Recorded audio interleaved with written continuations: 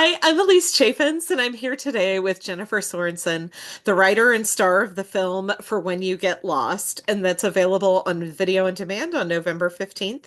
Thank you so much for joining me today, Jennifer. Thank you so much for having me. Absolutely. So I know that you've shared that this film is kind of an autobiographical film, or at least has that element to it.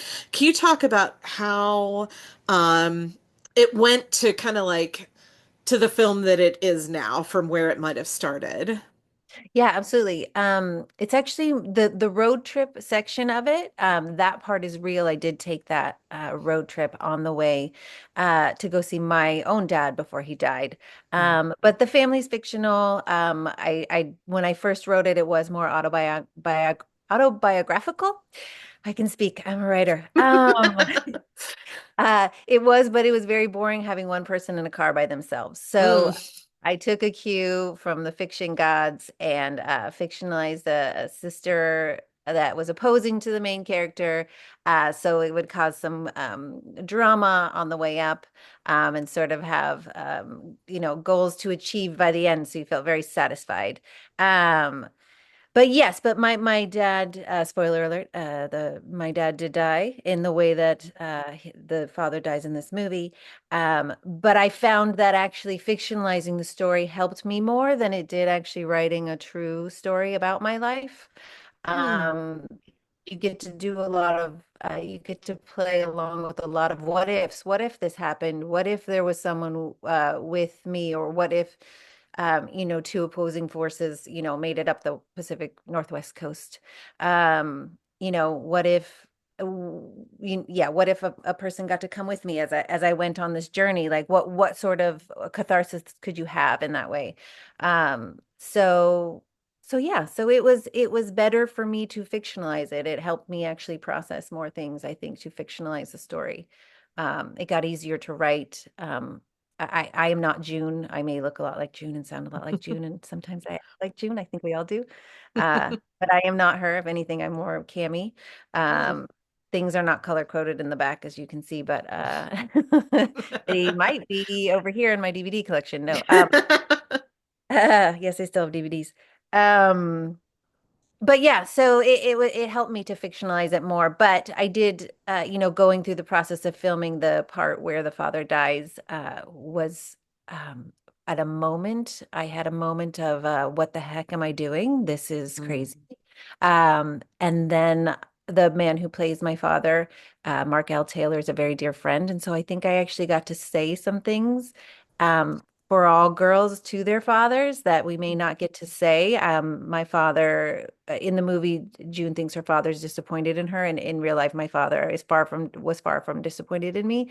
But I think I got to kind of say a lot of things that sometimes we girls don't get to say to our dads. It's a very complex relationship. A lot of people say it's the first love of your life, and I think with many women, my relationship with them was complicated. Um, and through this fictional uh, retelling, I got to sort of say some things maybe that I needed to say, but maybe we all want to say, Mm. that I love you and it's okay for you to be a human being kind of thing. Yeah. Yeah. Speaking of just that, and kind of goes into one of the questions I had, one of my favorite scenes is toward the end when June takes this sticky note and she puts it on the redwood. Mhm. Um, and it's just a really emotional and beautiful scene. Can you just talk about what it felt to film that? Because I just think it's such a lovely moment in the film because it's not a dialogue moment. Yeah. The sticky note came way later in the process. I think it came actually, I know you spoke to Michelle. It came after Michelle came on, which was very Okay. close to shooting. But I had this idea of of the sticky note and him, at least for me with my father. I know that and I think with a lot of parents, even your moms, like you hear some things that they say and you don't realize until later in your life that it wasn't a criticism, it was actually that they loved you. And I really wanted there to be a moment where June takes something that he did in one way, and then by the end, you hopefully see the arc that they have been through, and then she sees that it's because he loves her. Mm, So that sticky note sort of became that thing, and leaving it at the tree was a moment of she was at peace, and sort of whatever the trees mean to everybody, they mean something mm, to me. But to leave it there was like her being able to sit with all the complications and being able to leave it there, and almost like I see you, and thank mm. you for. Um, now I want to cry. I Yeah. see. Thank you for seeing me almost, Um, so yeah, it was important. It was a cool thing to find kind of at the end of like, oh, we can show that of like sometimes we think our parents are criticizing us when they're actually just loving us, and that's the way that they're showing us that they love you. Yeah, absolutely. So in this, you talk a little bit about working um, with Michelle, and yeah. So how does it feel as an actor and a writer to then kind of hand over this piece that you've been working on, this kind of like piece of yourself, and then have somebody else kind of like mold it and then tell you, okay, this is how I see this scene. How did the two of you kind of work together in that? Like in kind of like finding your way through that? Well, if you're lucky, you do get someone like Michelle, Mm, because Michelle herself is an amazing writer. So she actually really helped, the script that I gave to her. She really helped sort of restructure it and give certain moments more focus, so there was bigger payoffs at the end and more arcs for people. And from her notes is where things like the sticky note came, where I got to build in more arcs because she's such a wonderful writer herself. So I was so lucky in that way. And then she and I just had a really great shared language right from the beginning. And it was amazing to watch her translate my brain into her focus. mm, I was yeah. very lucky that she also, it's also why she got hired, was that she has a great sense of humor, and comedy is very important to her. And that was something that we were not willing to compromise in the edit, in the, while we were doing the scenes, and we knew the importance of having comedy in the movie was such a heavy subject.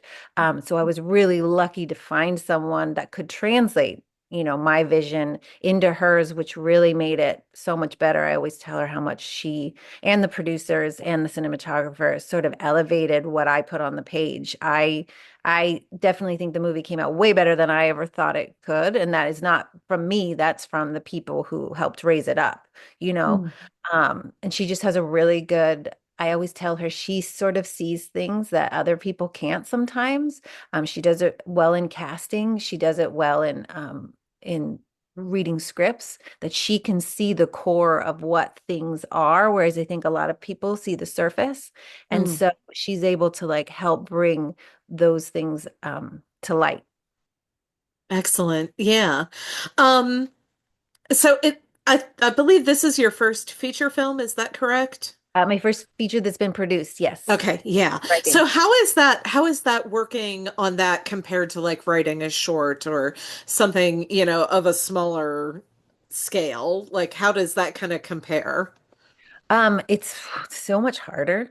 Mhm. Yeah, I I imagine. can write. I have a weird, I've been told this because to me, right, I often do it. I belong to a couple theater companies here in LA, and Rogue Machine Theater does this a 24-hour play thing like twice a year, where you in 24 hours write a 10-minute play. And I can do that. I Mm, don't, it's easy for me to do a beginning, middle, and end in 10 minutes. And like, I don't, I wouldn't necessarily say that they're all great, but I can do it. And someone has told me that I'm a weird like that, that is just how I can do that. And so to do 90 pages, or at one point this was 110 pages, mm, um, it was like, it's like taking pieces of my brain out. Like it physically hurts sometimes, and it takes years and years and years. I wrote the first draft of this, I think, in 2016, and then a mm. closer draft in 2017. And it took me walking away from it, coming back to it, for almost 5 years after that, to really get a solid script, because it isn't 10 minutes beginning, middle, and end. You do have to Right. build in all of these things. And what's beautiful about it is once you get it down, then you can watercolor it in, and that part can be fun. Mhm. But you have to give it people and get feedback, and that is awful, but so essential. And um, I'm writing, it wasn't the first screenplay I wrote. I had written one before, but it was, about Beatles fans, and it was ended up being the most expensive script you'd ever read because of all the Beatles music I wrote into it. We'll see if that ever comes to light. Um, but I'm now writing another one, and I'm like, I just feel like, oh my gosh, it just feels like you're like, oh my gosh, we're back at the beginning again. Yeah. I have to figure out antagonists, and and now I know Michelle, so I know what a psychological antagonist is, and it's just it feels daunting. Mm. Um, but you have to just keep doing it. Like, what's the other choice? To walk away? I wouldn't do that. Right. Yeah. Yeah. Yeah, it is interesting because I know myself, like I have this is how many words I write for whatever thing, and it's a whole different vibe when it's like, oh no, now you need to like expand that way out. It can be, yeah, interesting and fun, but also like, no, but I know how to write that, yeah, like 10-minute kind of thing. Yeah, because Absolutely. you can go off the rails very quickly, Right. when you're writing, that's why rewrites are so important, right? Because Hmm. you'll go in this one direction for a long time. And then if you realize that you've gone off in the wrong direction, then you have to come back to here and then like, it's just like, but also like that's part of the process. Like that's what I have Hmm. also learned is like walking away is part of the process. Processing it for a year is part of the process.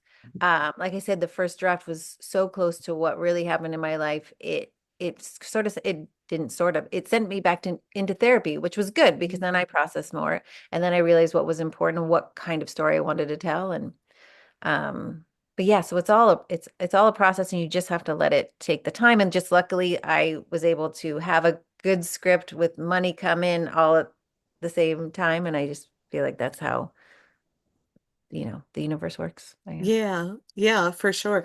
Yeah, can you talk a little bit about filming the scenes in the car? Because I also just really enjoyed those. I think the dynamic that you had between like June and Cammy is just really interesting. Yeah, can you talk about like your relationship in the real and how that kind of like translated into the performances that the two of you gave? Yeah, so Elizabeth actually wasn't the original Cammy. I had written the role with someone else in mind. So I sort of cheated as a writer because I made it a little two-dimensional because I knew the person was gonna flesh it out. And I Mm. knew how she was gonna say it, so I knew it wouldn't land the way it was landing on the page. And then that person couldn't do it anymore because she had other work obligations. So we had to go into the casting process, and we had a great casting director named Nicole Doro. And at one point, we realized that we really needed a comedic actress. And Michelle again can see things, and she went through all the reels, and she saw this woman, and in all of her, she's in a lot of television shows, comedic television shows, and she saw her reel, and she really locked into her. And then when we called Elizabeth in to do a callback, moment she got on there, I said, "Where are you from?" And she's like, "Well, right now I'm living in Sausalito." And I was like, "So you're from Northern California?" Because that's where I'm from. And she goes, "No, I'm not." And I was like, "I know you." And she goes, "Oh, okay." And it was not true. I'd never met her. And I'd actually not seen her in any of the shows that she was in. So it wasn't something like that where you think you know her. Right. I just felt like I knew her, and by the end, we were like cracking jokes, and there was many wonderful actors that came in, but there was just something about the way that we could talk to each other, and even to this day, if you see us, like we've done press together, and I was like, we have to be normal. Like we cannot be ourselves, because then we're just going to start making dirty jokes and like, yeah, gonna go off the rails real quick. So we are like that in real life. So that was really important, obviously, in the movie. And then as far as filming the scenes in the car, first of all, it was really scary because the cameras are outside of the car, and I hated driving with them because it just felt like they were going to fall off, and they weren't. Everything was strapped down, and I trusted the crew. But when you are driving a car, and also when you've raised the money, and there's two cameras hanging off the car, as I say, I have producer mind and actor mind, and it was scary. Oh, But for sure. but we didn't have much rehearsal. We had one meeting with Liz where we kind of talked through different points of the script where she got more background, because I obviously knew everything because I wrote it. So any questions she had, and we talked, if there was anything she was uncomfortable with or she had notes on, we talked through. But we didn't rehearse. So our first scene together was when she was in the back seat and I was in the front seat and we were driving through Sonoma and you don't and we're the only ones in the car. So there's not Mhm. like you don't have an audience to know of like, is this working? Is this not working? Right. There's a follow van behind us and we're getting told directions on a walkie. Um and it was really scary at first. And I was really nervous because I was like, what have I roped this person into? We're about to do this crazy road trip. And I cannot believe that she's agreed to I mean, I'm a professional actor, but she was like on an NBC or, a network show. And I was like, and now she's in the back of a car in the middle of Sonoma. What have I chalked all these people into? Um, but it worked, and Yeah. I was worried about those first scenes. And I think what's great about that dynamic, especially that we hadn't worked together yet, was that's where Cammie and June are, you Mhm. know. They don't know each other very well. And by the time they get to Astoria, they are bonded and they do know they are know each other better at that point. And it was interesting because at that point, filming in the movie, it was 3 weeks later and we had been with each other for 3 weeks. So we really were bonded, Mm. And again, because we felt like we knew each other, even though we didn't know each other in the car, there was that underlying chemistry that we had. So it worked out really well. That as you see us go up the coast, Elizabeth and I in real life were, starting to really bond, as were Cammie and June. Nice. Excellent. Yeah. Well, what are if you were like trying to what would you hope that somebody would take from this film? I guess if, there was one wish that you could have that if somebody watches this, this is what you really want them to see in this film, what would that be? I would say with the film and the story, that we're all human and we're all doing the best that we can with the tools that we were given, especially when we're talking about our parents. Because as a person who doesn't have one of my parents, because my mom is alive, Hmm. mom is alive. Um, in the movie, mom is not alive, but Right. that is what I learned when my dad died. When I was sitting with him in the hospital, I realized he is just a man who did the best he could with all the tools that he could that he had, and um and he was worthy of love, as we all are. And he made mistakes, and I made mistakes, and I'm a parent, and I make mistakes, and I hope that we put our parents up on this pedestal, and I think by the end you realize, oh, they're just like me and they were just Mm. doing the best they could, you know. For the movie in general, I hope people take from it that independent film is awesome and it has really authentic voices, and that we need to support independent film because it is a unsustainable model right now. It's Yeah. not being bought by Netflix and Amazon and all that. The realities of us making our money back is very small.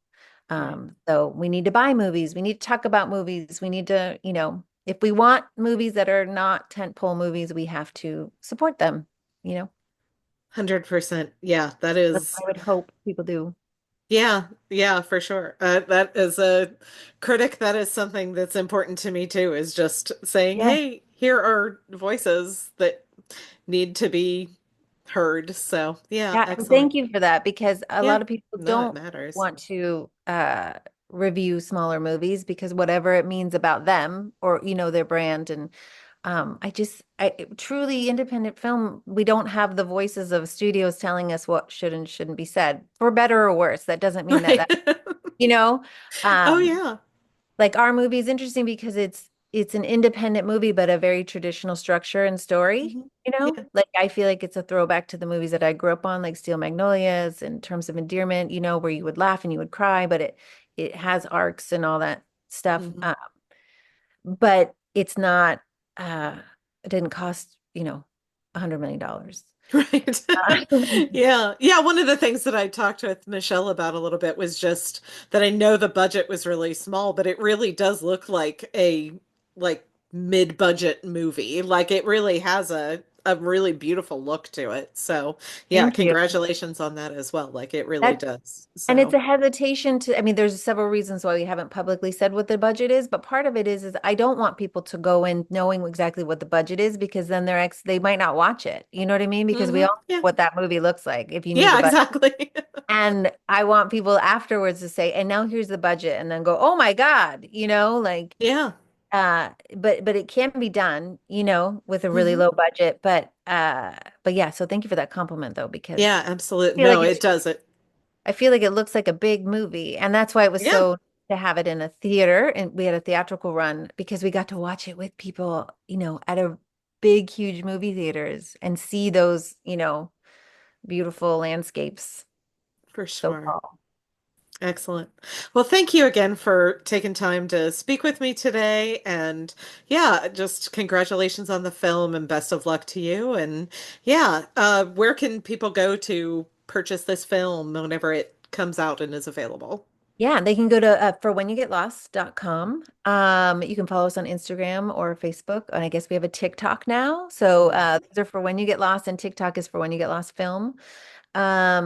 And yeah, on November 15th, it will be available to rent or buy on Amazon, Apple, and Vudu. And prior to that, if this comes out, it will be available to for pre-sale on Apple on November 8th. Excellent. All right. Well, thank you so much, Jennifer. Have a great day. Thank you. Bye.